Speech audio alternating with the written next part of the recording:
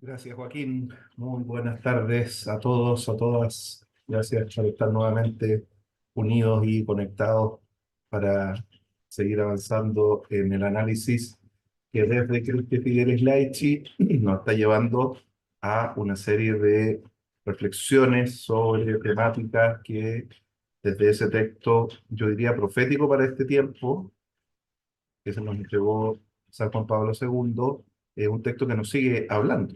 Y precisamente hoy día, en el análisis del tercer capítulo, la tercera parte de este desarrollo que estamos haciendo, vamos a hablar de un término que es especialmente importante en nuestra época contemporánea y que pensemos, la cantidad de años, ¿no es cierto?, de décadas que han pasado desde que Juan Pablo II lo mencionó. Me refiero al término corresponsabilidad, que es la palabra directriz, digamos, de esta tercera parte, de este tercer capítulo, que después de haber hablado de la dignidad, y de la participación, nos introducimos hoy día al término corresponsabilidad de los laicos, que efectivamente es aquello que eh, vamos a reflexionar desde el punto de vista de lo que significa, ¿no es cierto?, esta corresponsabilidad, esta tarea eh, que tenemos cuando nos hacemos cargo, ¿no es cierto?, de llevar adelante esta misión. Eh, Déjenme ordenar porque se me desordenó la,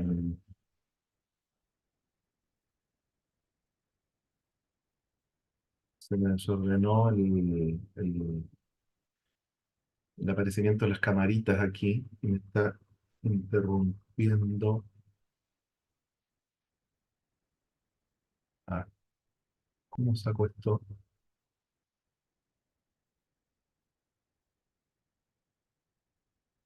¿Necesita dejar de compartir? No, no, no, lo que pasa es que puse de tal forma la imagen de ustedes, de los que están concurriendo, que me estorba ahora, me quedo como en el centro y no lo puedo Ah, achicar, no lo puedo achicar. A ver, déjame ver sí. si lo puedo Quizás achicar. en la parte donde dice vistas, profesor, hay que poner en galería o estándar, donde aparecen todas arriba. Y ahí no. Deje de compartir y vuelva a compartir. Y entonces le hacen la cámara de nuevo y puede dejarlo en vista o al lado del hablante también. Esa también es una opción. O en galería. Se me abre, no sé por qué se abre como para el lado, en vez de quedar para abajo. Y queda como flotante las camaritas. Sí, pero me queda como en el centro y quería que me pareciera en la típica versión en un costado. Eh, Por eso, al lado del cronómetro aparece vistas. Entonces ahí puede modificar eso. Al lado del cronómetro, que está en la parte superior derecha de la pantalla. ah, Al lado del cronómetro. Dice vistas. Dejar de compartir. No. Mm, Chupa ahí. A ver, vista. Ah, Ahí puse pantalla completa y están apareciendo todos. Vista. Uf, no sé por qué no me queda lateral esto. Pum, pum, pum, pum, pum, pum, pum, pum, pum.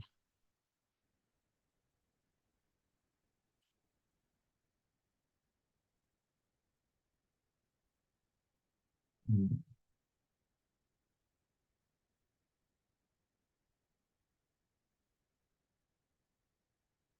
Será.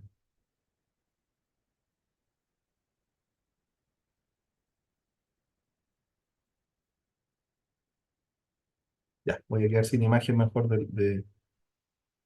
empezar, si no vamos a perder más tiempo. Bueno, les aparece ahí la imagen, ¿no es cierto? Sí, profesor. Ya, perfecto.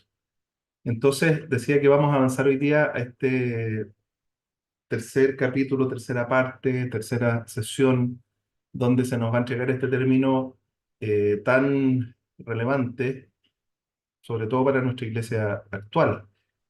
Lo digo porque hoy día hay una gran preocupación por el desarrollo, el fomento de la responsabilidad compartida en todos los niveles, y esos niveles implica también una responsabilidad compartida en la tarea que tenemos que cumplir los laicos. No visto esto desde una perspectiva como de revisión, ¿ah? La responsabilidad se tiene que ver con esa preocupación por revisar, por verificar que esté todo suficientemente bien dispuesto, ¿m? Y que no vayan a quedar elementos que podrían generar alguna situación de daño, de defecto, desperfecto, sino que esto tiene que ver con algo que es previo, con una cuestión anterior, ¿m? Y es asumir un sentido de preocupación compartida por lo que va a ser la tarea misional de la Iglesia.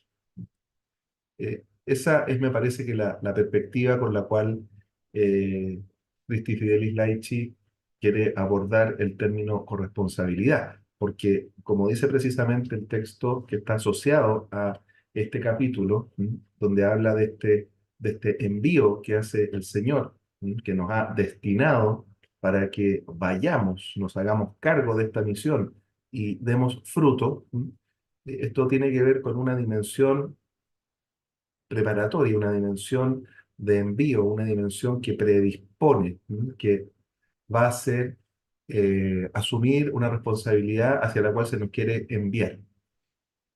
Y en ese sentido, y por lo que implica esta dimensión de la tarea que tenemos que llevar adelante, ¿no es cierto? El documento inicia esta parte resaltando esta eh, importante reflexión en torno a la comunión misionera, ¿m? Porque ya hemos dicho en las sesiones anteriores que en la relación, como hablábamos ayer, por ejemplo, ¿no es cierto?, laicos, clérigos, se podría dar una cierta tensión, una cierta fractura muchas veces, y en las preguntas y las reflexiones que hacíamos hacia el final, algunos planteaban esta imposibilidad, incluso muchas veces, de que se dé esta igualdad, como decíamos cuando hablamos de estos principios, ¿no es cierto?, de eh, igualdad, de variedad, de jerarquía, eh, frente a lo cual yo planteaba de que una cosa, claro, es lo que está declarado, y eso está efectivamente declarado así, y doctrinariamente, a la luz del Concilio Vaticano II, se espera que vivamos de esta manera, la eclesialidad, pero otra cosa es ese cambio de actitud, esa transformación en la disposición que por ese gran periodo de tiempo donde la Iglesia ha vivido con una manera distinta de proponer las relaciones interpersonales, particularmente entre los ordenados y los laicos, nos parece hoy día un poco difícil, ¿no es cierto? Y ahí venían algunas reacciones que planteaban ustedes respecto a que esto pareciera ser imposible. Eh, Vamos a entrar en este análisis de ahora en una dimensión en la cual eso que parece ser difícil o imposible, la vamos a ver realizada en términos prácticos, ¿m? Porque cuando ya pasamos al ámbito de lo que implica la misión propiamente tal, ¿no es cierto? Esta tarea de llevar adelante el ejercicio del anuncio, de la buena noticia, y como decíamos, cuando hablábamos de estas tres dimensiones, de ser sacerdote, profeta, rey, que es una triple explicitación que constituye la vida del cristiano en general, no solamente la vida del clérigo, ni por otro lado, no solamente identificable con la vida del laico, sino que tiene que ver con una dimensión constitutiva esencial, de todo creyente. Hay un aspecto, que tiene que ver con esta dimensión profética, que está muy vinculada con la experiencia misionera, que para que sea efectiva lo que necesita y requiere es que haya verdadera comunión. Cuando está este diálogo, ¿no es cierto?, que tenemos en Juan, ¿ah? Donde está Jesús hablando ya en esta parte decisiva y final, vinculada con el momento donde Él va a pasar al Padre, y le está dejando como este legado a los discípulos, este legado misional. Eh, Jesús reza íntimamente y dice, Padre, yo en mí, tú en mí, ¿m? Que seamos perfectamente uno y que ellos en mí sean perfectamente uno para que el mundo crea. Hay dos dimensiones fundamentales en la tarea misionera que son las que hacen que esta tarea misionera sea realmente efectiva, no por un tema de un mero efectivismo, sino que sea real, que sea concreta, que son el amor y la unidad. Si no tenemos dentro de nuestra experiencia eclesial, de nuestra experiencia comunitaria, un verdadero amor, ¿sí? Un amor íntimo que genere unidad, comunión, la tarea evangelizadora podrá ser muy vasta, podrá ser muy dedicada, pero probablemente no va a ser efectiva en el sentido como el Señor la está pensando. La tarea misionera y evangelizadora necesita de la comunión para que suscite, a partir de el ser testigos de la comunión, a otros que van a ser impactados por esta comunión. Y entonces, esta tarea de la nueva evangelización, de la que ya hablábamos ayer, ¿no? Que es un término instalado por el Papa Juan Pablo II, ¿no es cierto? Cuando veía él esta necesidad no solamente, como decíamos ayer, de hacer una misión que tuviera que ver con ese implantatio de iglesia en lugares donde no hubiera llegado la evangelización, ¿no? Que es el ámbito en el que propiamente debemos emplear el término misión, sino que también ante el periodo de desacralización, secularización, crisis de fe que hemos tenido, que está haciendo que sea muy necesario reevangelizar ámbitos en los cuales la palabra de Dios puede que haya estado muy arraigada. ¿M?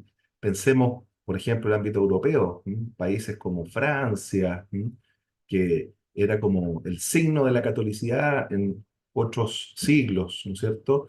Eh, por poner un ejemplo, ¿no es cierto? Y países hoy día como Chile, ¿no es cierto?, donde en otro momento de la historia tuvieron también una profusión del ámbito de la vida religiosa, pensemos en la época del Padre Hurtado, una cantidad impresionante de personas vinculadas con la experiencia de fe.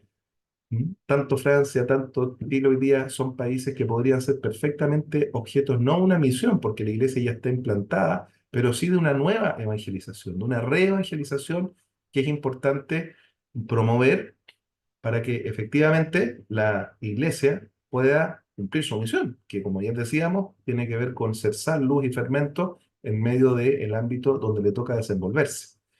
Y esa tarea de la nueva evangelización, hoy particularmente, en este siglo, como digo, desacralizado, secularizado, ¿ah?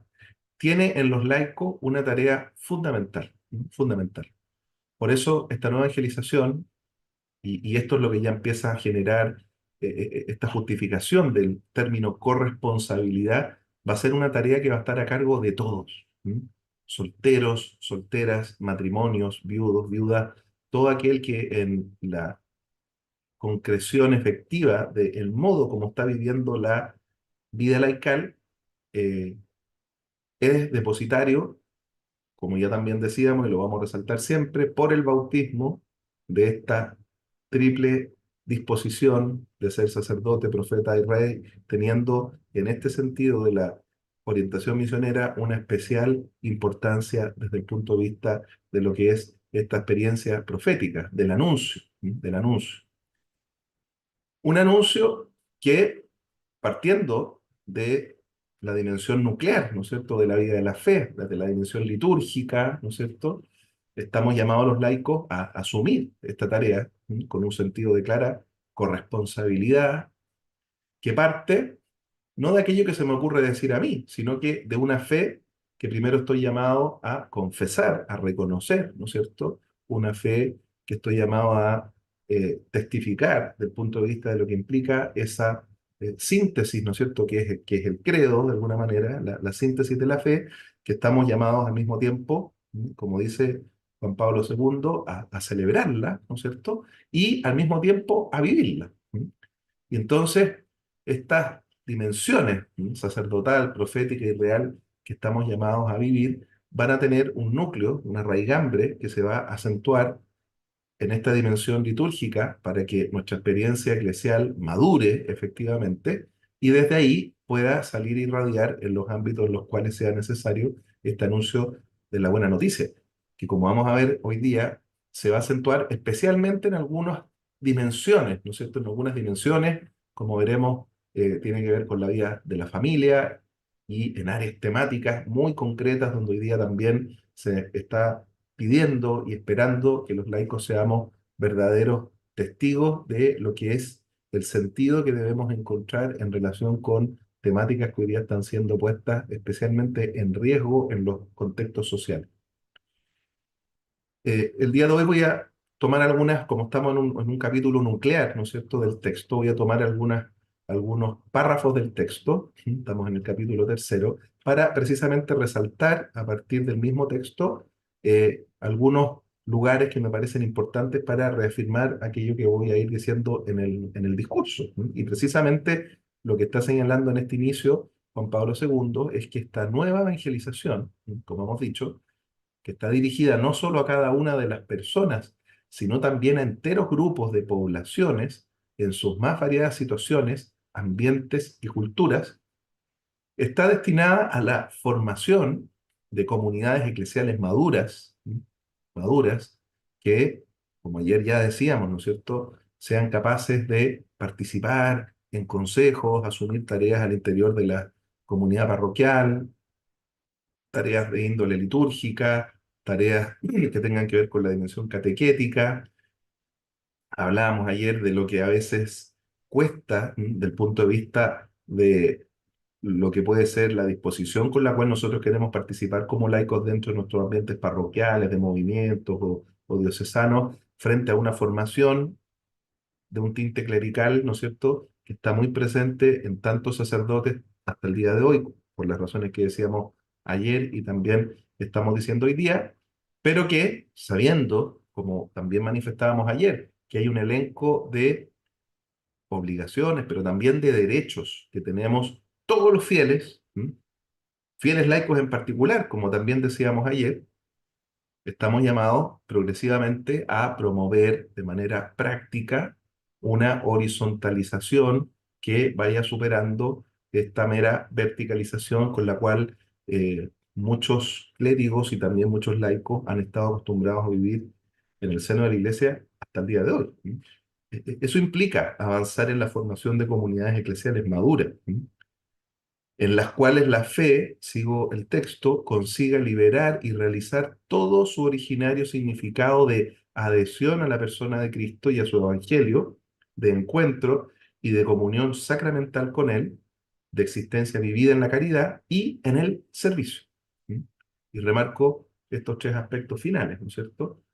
No solamente un vínculo desde el punto de vista de la comunión sacramental, sino que en el ejercicio práctico, de la caridad, que más adelante vamos a ver esta caridad, que es, como decíamos el primer día, uno de los cuatro valores de la doctrina social de la Iglesia, muy vinculada con el principio de solidaridad, ¿sí?, que es lo que va a articular la preparación para que podamos realizar un auténtico servicio, ¿sí? El servicio que estamos llamados a vivir en la Iglesia desde la dimensión de la fe madura es un servicio que necesariamente se tiene que arraigar en la caridad y en la solidaridad, ¿sí?, porque es un servicio que, como sabemos, ¿no es cierto?, a partir de esta distinción que hace Papa Benedicto, y más bien la recuerda, ¿no es cierto?, en Deus Caritas Est, donde habla de las cuatro dimensiones del amor, ¿no es cierto?, de cómo lo hemos ido entendiendo a lo largo de la historia de la civilización humana, ¿sí?,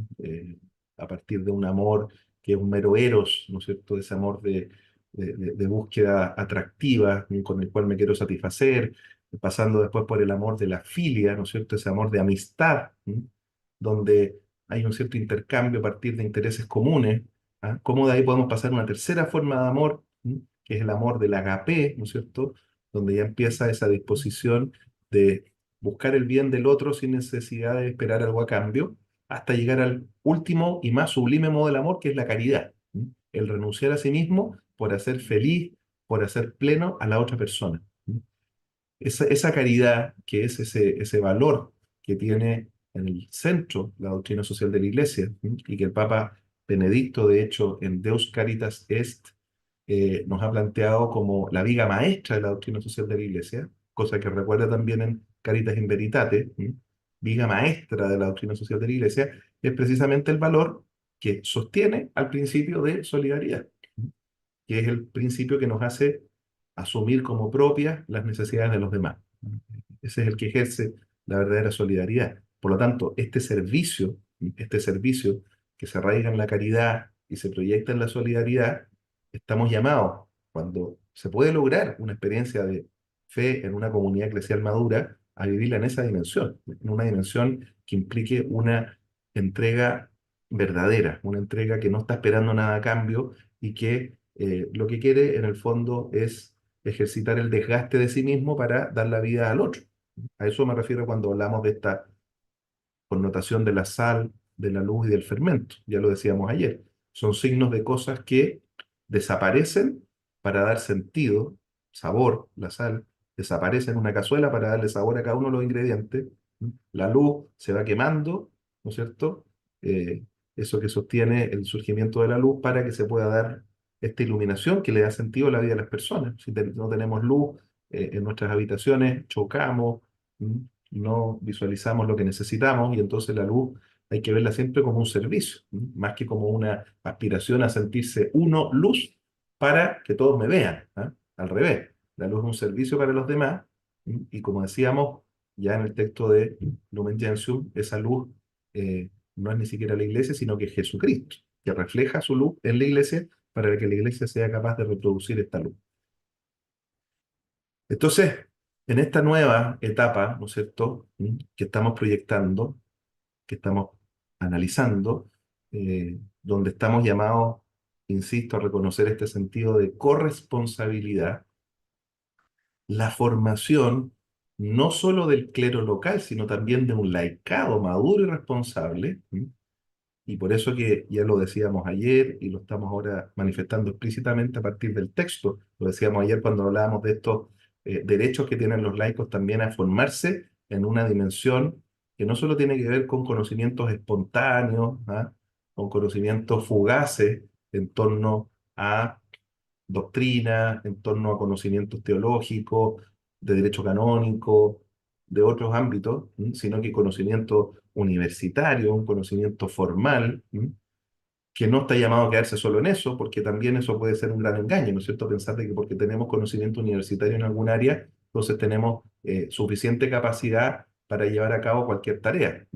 Y sabemos que eh, ese conocimiento formal, ese conocimiento sistemático es una cuestión importante, pero que está al servicio de estas otras dimensiones que son mucho más necesarias, que tienen que ver precisamente con esta dimensión de la donación, de la entrega, del servicio, ¿no? Con el cual estamos llamados a vincularnos con el mundo.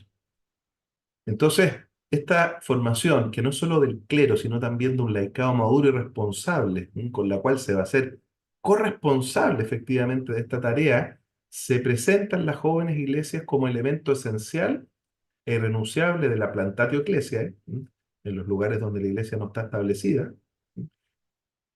Y podemos asumir también que se ha de verificar de esta misma forma en los ámbitos en los cuales esta iglesia requiere una replantatio, por lo que decíamos delante, en el momento histórico en el que estamos.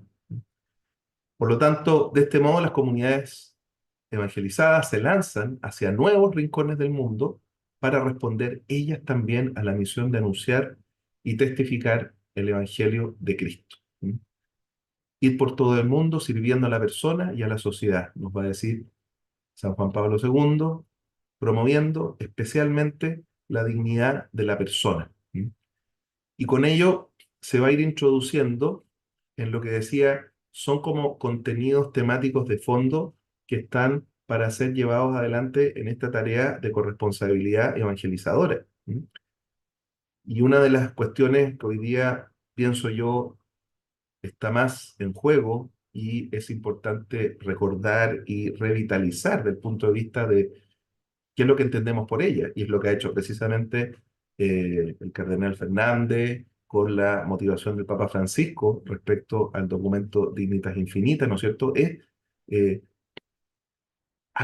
recordarnos la importancia de la promoción de la dignidad de la persona, que es, como ya decíamos en la primera sesión, el primer principio de la doctrina social de la Iglesia y un principio fundamental que tiene que ver con este reconocimiento de aquello que significa haber sido creado en imagen y semejanza de Dios, tener notas de irrepetibilidad, de unicidad, como dice aquí el texto, ¿no es cierto? Que son las que muchas veces se están olvidando en el contexto de nuestra sociedad contemporánea, que, como vamos a decir después, avanza hacia decisiones sociales en las cuales el laicado tendría que estar confrontando esos puntos de vista. Se van tomando decisiones sociales que claramente lo que quieren es prescindir de la persona. Hoy día estamos en un ámbito en el cual la dignidad de la persona se pone en tela de juicio en el momento de la concepción, de la gestación, del desarrollo, ¿no es cierto?, embrional, fetal del ser humano, se pone en cuestión también en muchas dimensiones de su sostenibilidad en la etapa transitoria de la vida, y se vuelve a poner en riesgo la dignidad de la persona en la etapa final, ¿no es cierto? Hoy día avanzamos en una legislación internacional que en muchos países avanza decididamente hacia la consolidación de la eutanasia. Hoy día en Chile, por ejemplo, está ese tema en discusión. Se quiere proponer una legislación eutanásica, y tenemos precisamente una sociedad civil que está hoy día en un 70% inclinada a aceptar la eutanasia como vía que pueda ser empleada en el momento terminal de la existencia. En todos esos contextos, ¿m? Obviamente que los laicos tenemos una tarea muy importante desde el punto de vista de lo que es ser verdaderos promotores de la dignidad de la persona. Porque, como dice aquí el texto, la dignidad personal es propiedad indestructible de todo ser humano, que podríamos no reconocer, ¿m? Pero es indestructible.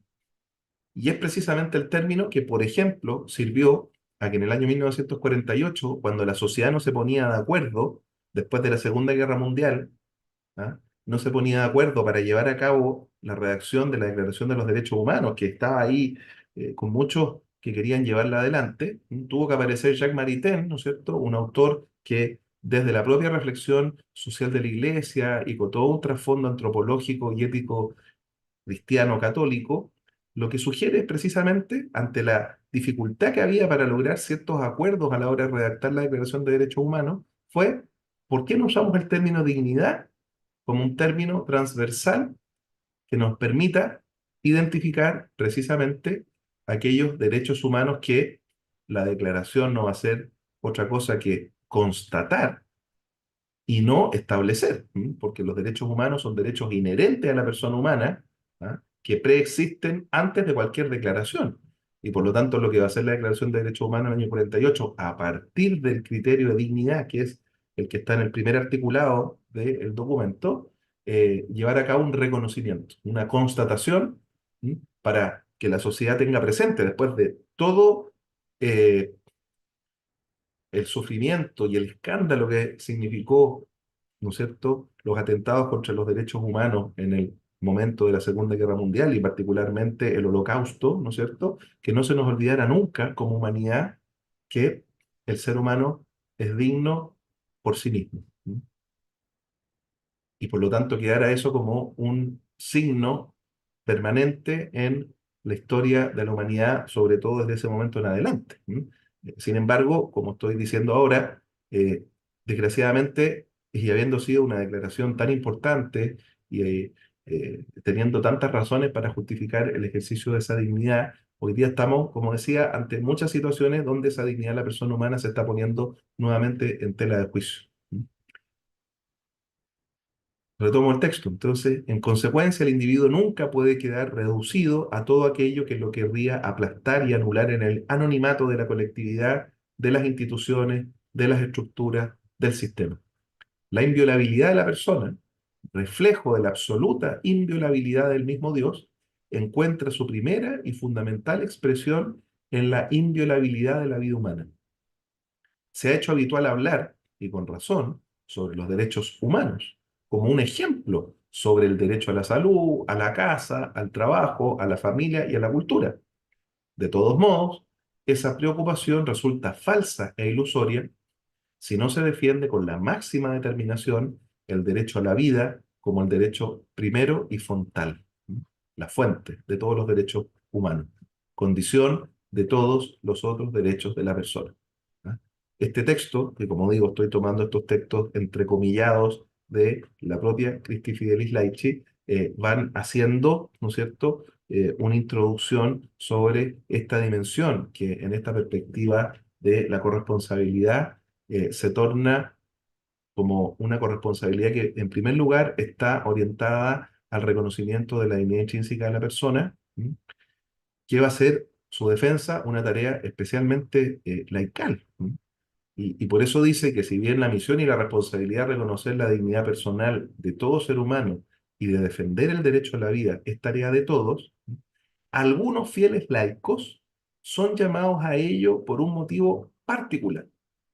Y aquí tenemos ejemplos de formas de vida laical donde todos los que están mencionados, y entre otros que también se podrían mencionar, tienen una especial responsabilidad a la hora de llevar a cabo esta prerrogativa de esta defensa en torno a la vida. Los padres, en primer lugar, ¿no es cierto? Los educadores, ¿m? Los que trabajan en el campo de la medicina, ¿m? De la salud, y los que detentan el poder económico y político, ¿no?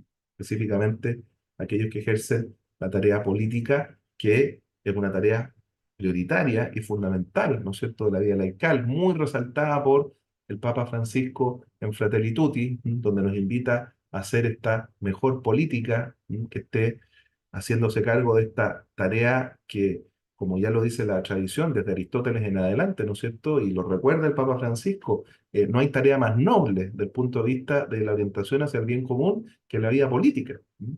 La vida política, que es la que nos va a permitir que no solamente viva adecuadamente el sujeto individual, sino que ese sujeto social, ese sujeto colectivo, que es la comunidad de personas que son las que conformamos la vida de la ciudad, ¿no es cierto?, la vida del país, y que estamos llamados a través de la vida política a articular las mejores condiciones para que se pueda dar la interrelación entre los miembros de esa gran familia humana.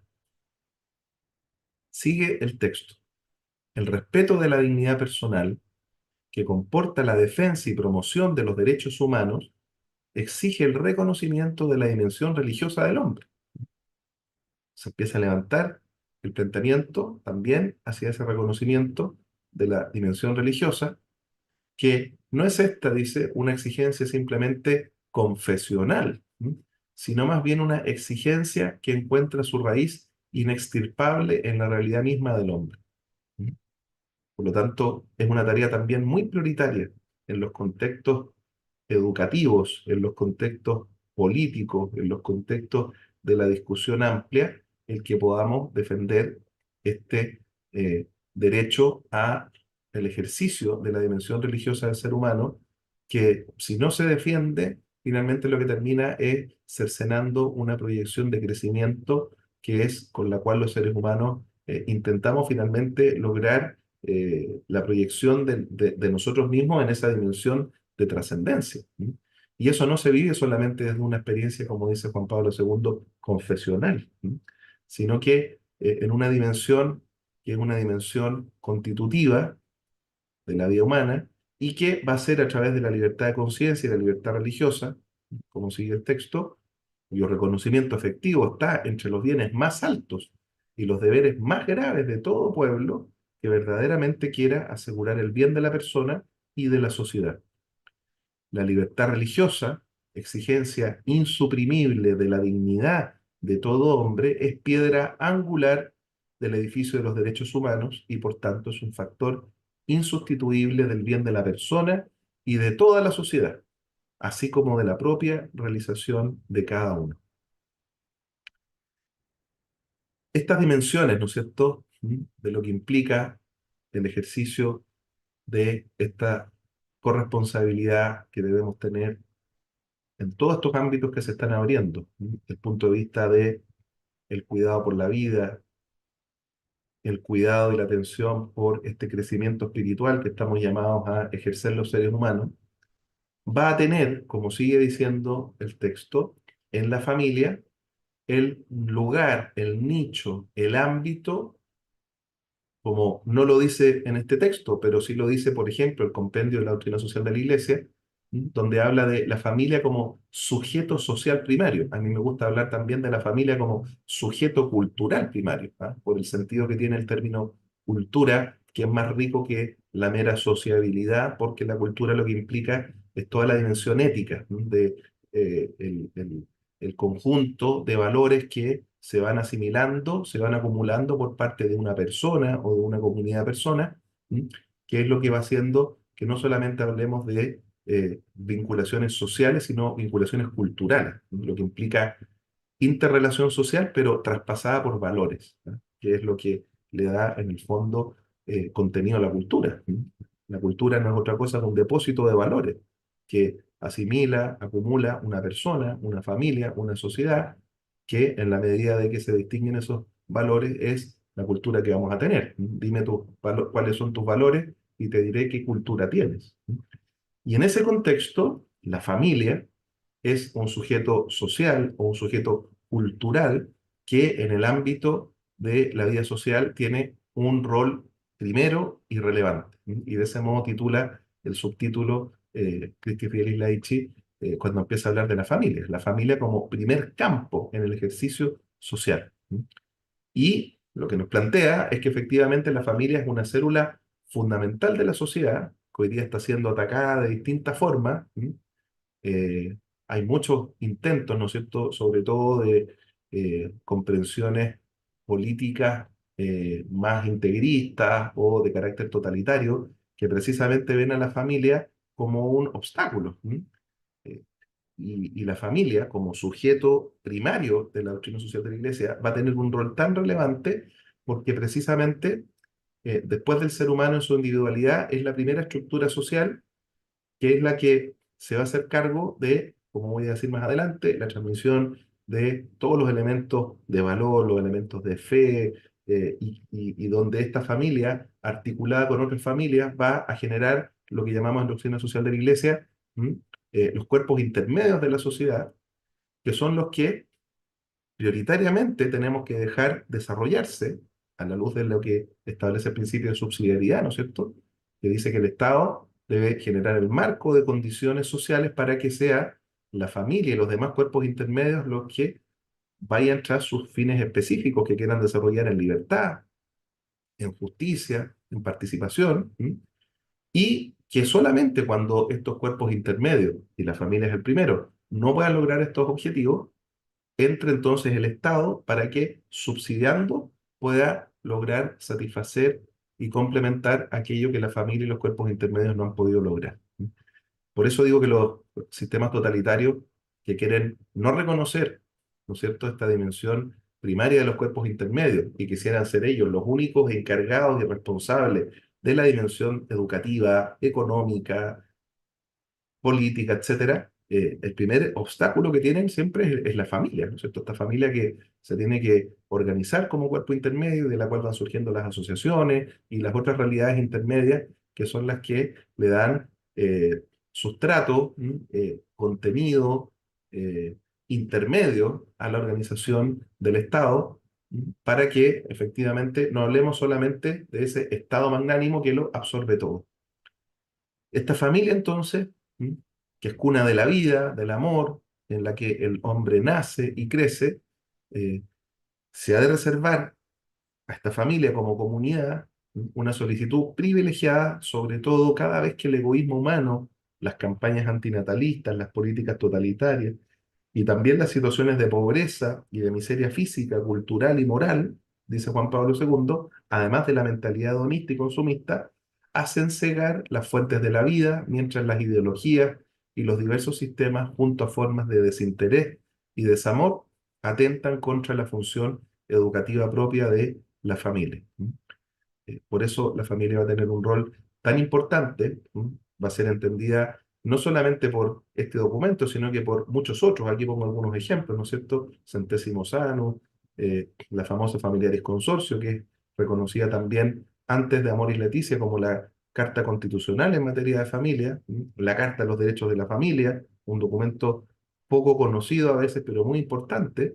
Yo tuve la suerte hace unos años atrás de participar con algunos especialistas en la Santa Sede para actualizar los contenidos de la Carta de los Derechos de la Familia y estudiarla en todas sus dimensiones. Y es una carta que si no la han leído, la pueden bajar de internet y tiene un contenido y una declaración respecto a la identidad familiar, a los derechos, a los ámbitos en los cuales la familia se ha de desarrollar, que es verdaderamente formidable. Y entonces uno de los documentos de la doctrina social de la Iglesia, de esos documentos, como decía en la primera sesión, periféricos que merece la pena estudiarse, leerse.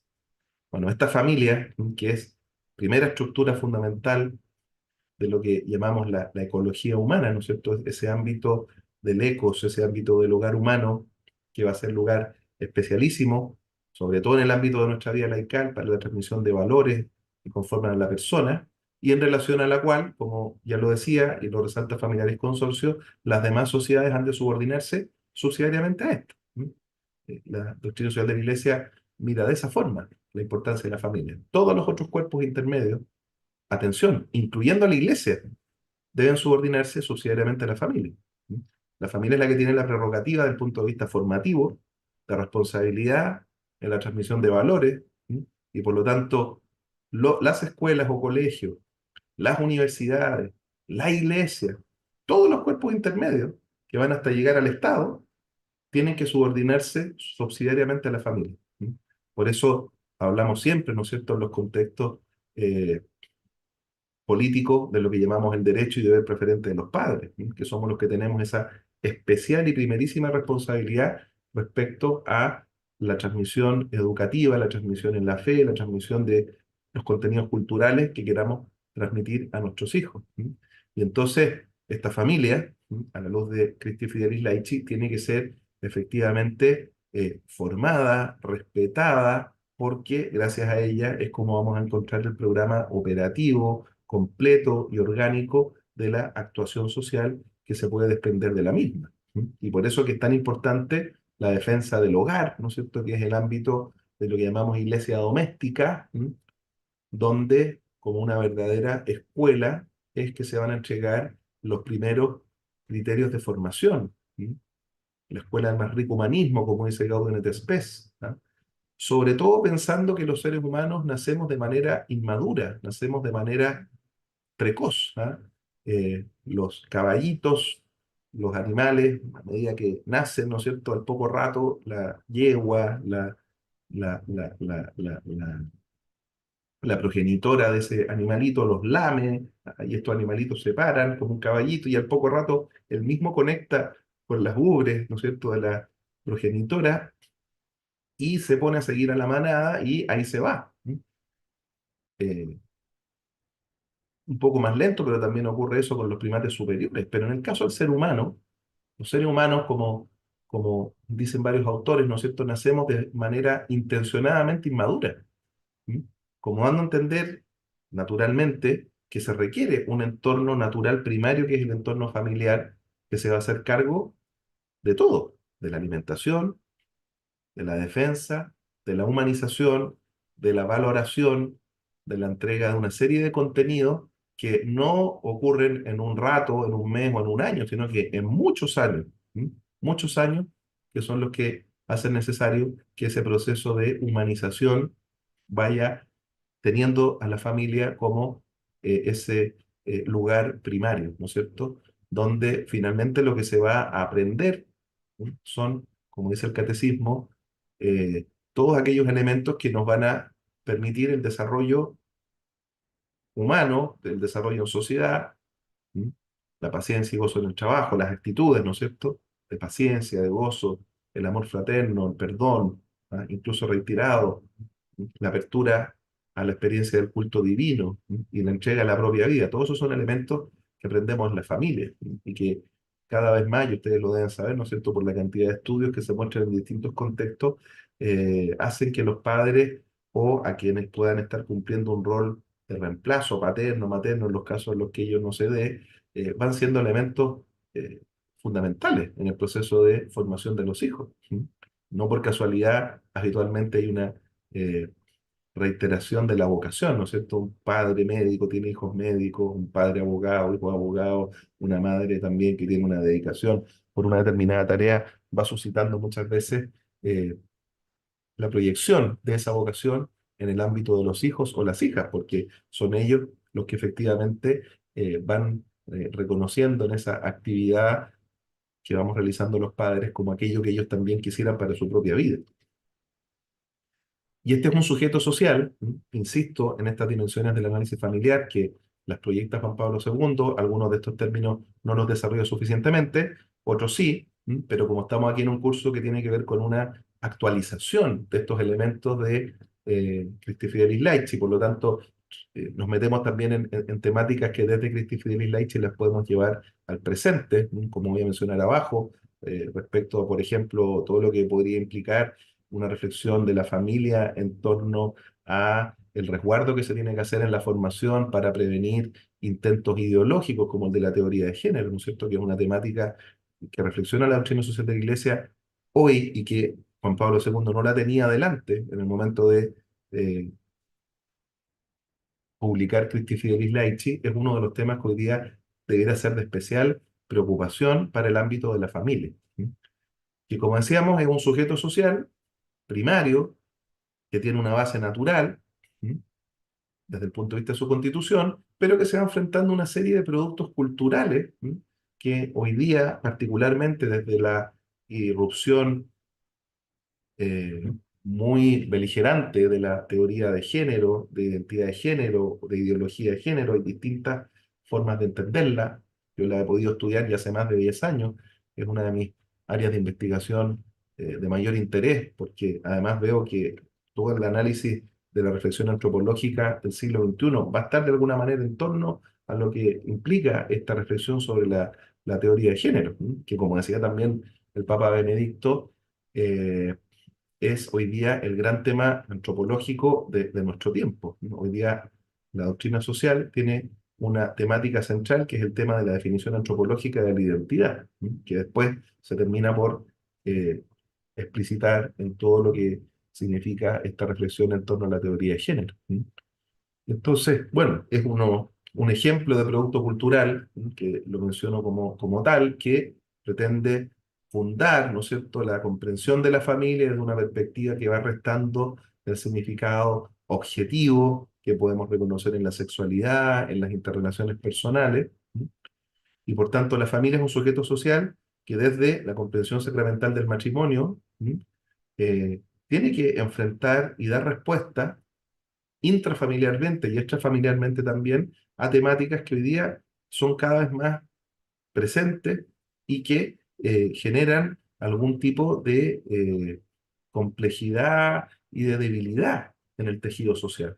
El divorcio, las uniones de hecho, las uniones homosexuales, el propio avance de la teoría de género, que como decía, va entrando como una propuesta que como un caballo de Troya, ya está dentro, ¿no es cierto? Han bajado los que iban dentro de ese caballo de Troya y hoy día lo que nos queda es hacernos cargo de ella, pero orientar la reflexión de una manera que realmente puede ayudarnos a una iluminación en torno a la verdad de la realidad antropológica del ser humano. ¿Mm? Y eso lo digo porque precisamente la teoría de género lo que quiere tratar de proponer es una reinterpretación de la antropología humana, ¿Mm?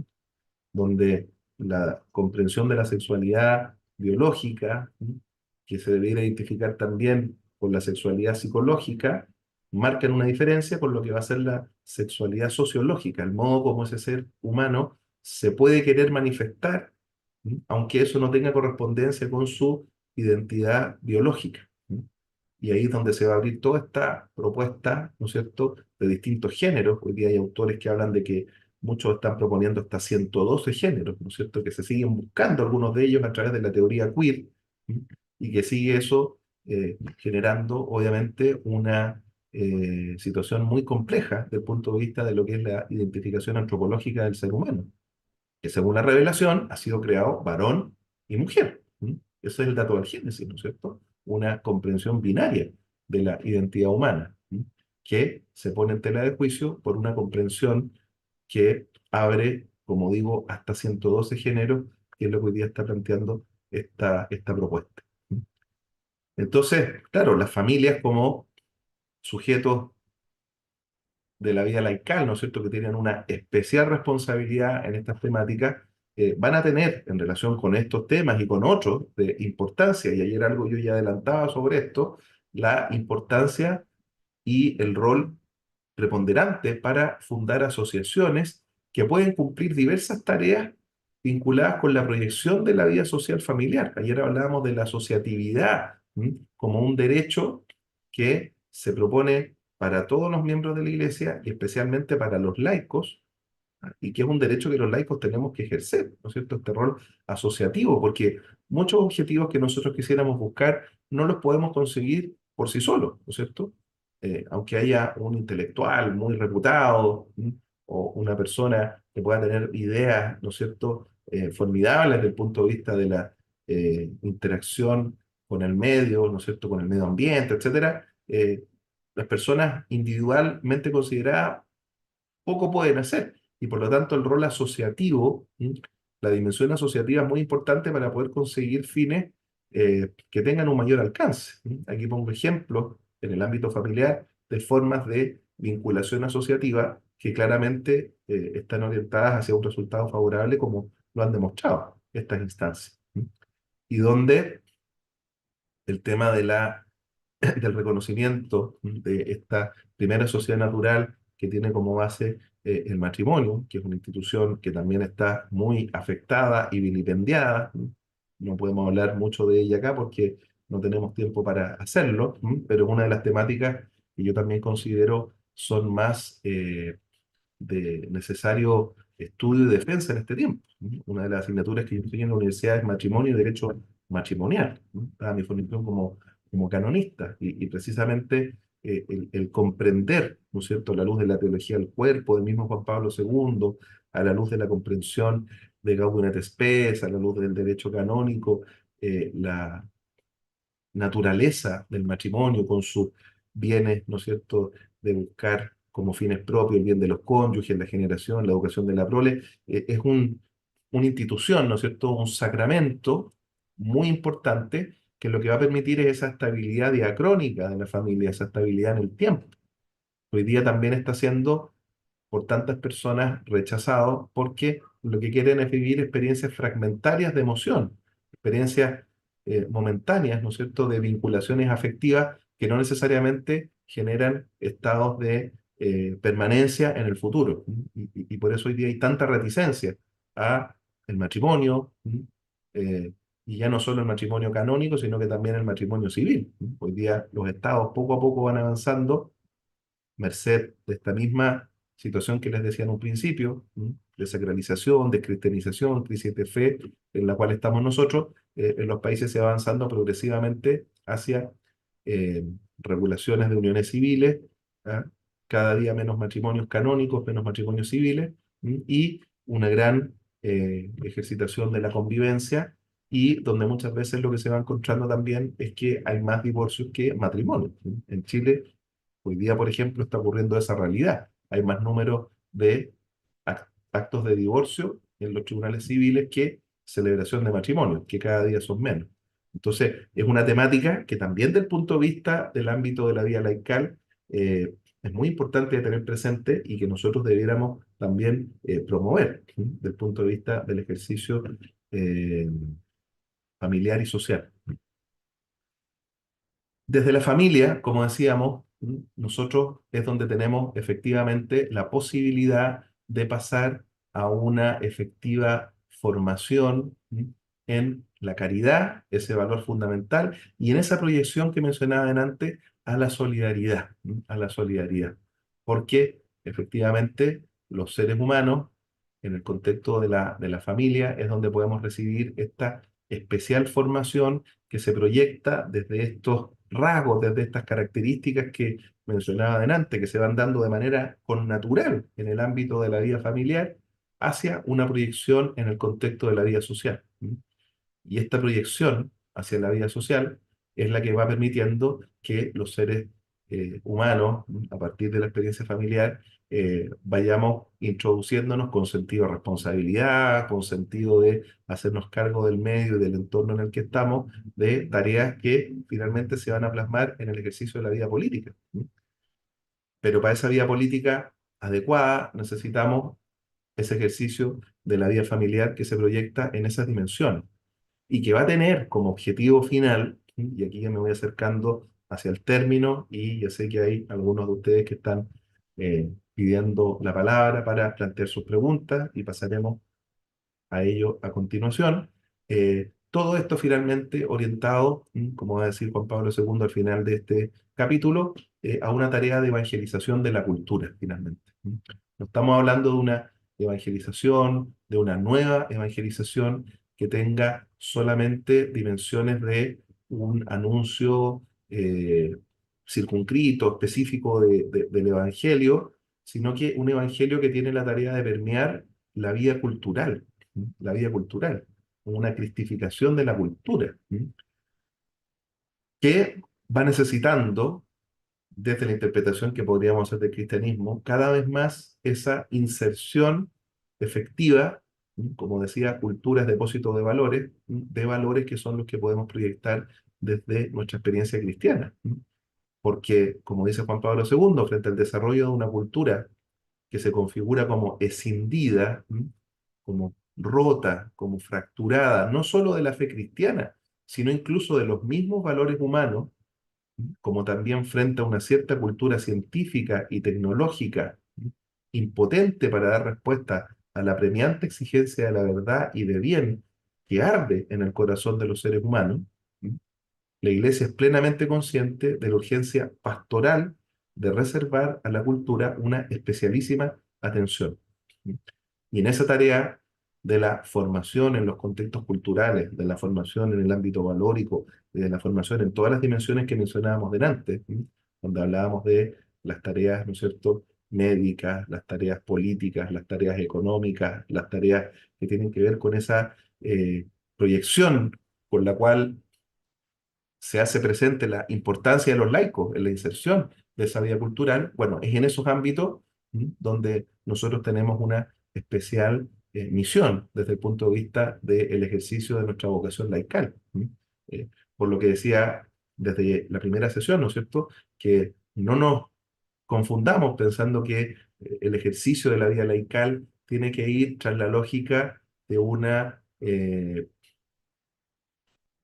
competencia con el ejercicio de la vida, ¿no es cierto?, de los ordenados, para tratar de desplazarlos en el ámbito de lo que es la vida litúrgica, aunque, como decíamos ayer, tenemos hoy día ministerios laicales que están orientados para el ejercicio también de la vida litúrgica, pero ese no es el ámbito propio en el cual se va a desarrollar y planificar el sentido de la existencia de la vida de un laico. Se tiene que alimentar, como decíamos hoy día, en un principio, de esa base fundamental que implica la experiencia, ¿no es cierto?, sacramental, sobre todo eucarística, y actualizando el misterio del bautismo, que, como ayer decíamos ya, es el que nos transforma precisamente en estos que tienen la tarea de llevar adelante en la dimensión sacerdotal, profética y real su tarea.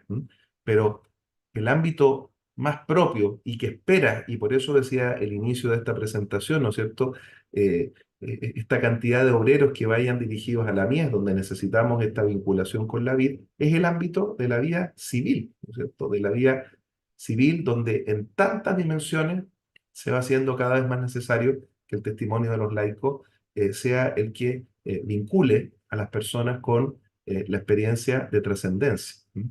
El testimonio de un profesor, eh, los términos con los que puede atender un médico a sus pacientes, la solidaridad y el respeto con el que podría alguien desempeñarse, por ejemplo, en el mundo de la vida del comercio, donde pareciera para mucha gente que lo que importa es el intercambio meramente del dinero por los objetos.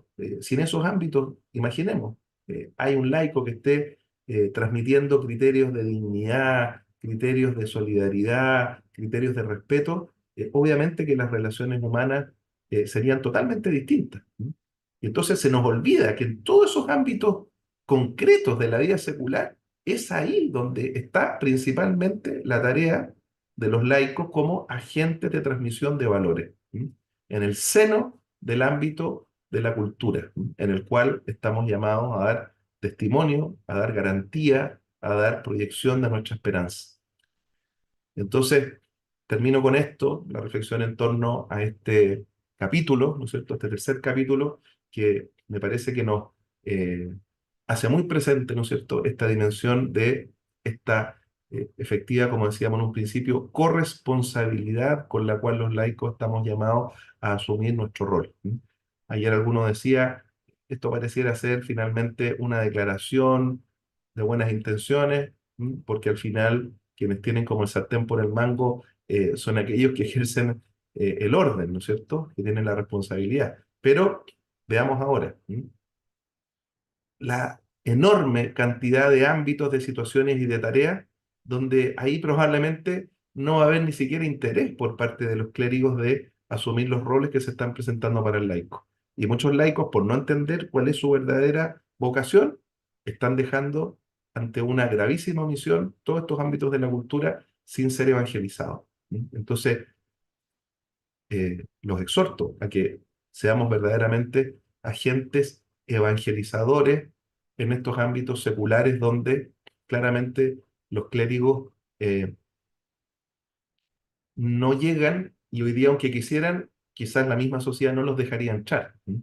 Porque sobre todo en ámbitos, ¿no es cierto?, sociales donde hay un cierto rechazo por la propia secularización en la que estamos para aquellos que ejercen ese rol ministerial, no se les deja ni siquiera entrar, ¿sí?, en todos los ámbitos de una laicidad más recalcitrante. Y entonces tenemos que ser precisamente otros que parecemos semejantes a esos laicos o a esos civiles, ¿no es cierto?, que ni siquiera profesan ninguna creencia, los que podemos ser testigos en esa dimensión. ¿Sí? Eh, y el Papa menciona algunos ejemplos, ¿no es cierto?, a lo largo de la historia y desde ya la iglesia primitiva, como algunos laicos efectivamente tuvieron una tarea tan importante en este proceso de transmisión del Evangelio. Bien, yo llego entonces hasta acá con la presentación de hoy día y les animo entonces a que entremos nuevamente en el diálogo como ayer para poder tocar las materias que dentro de los minutos que nos quedan ustedes puedan ver relevantes. Profesor,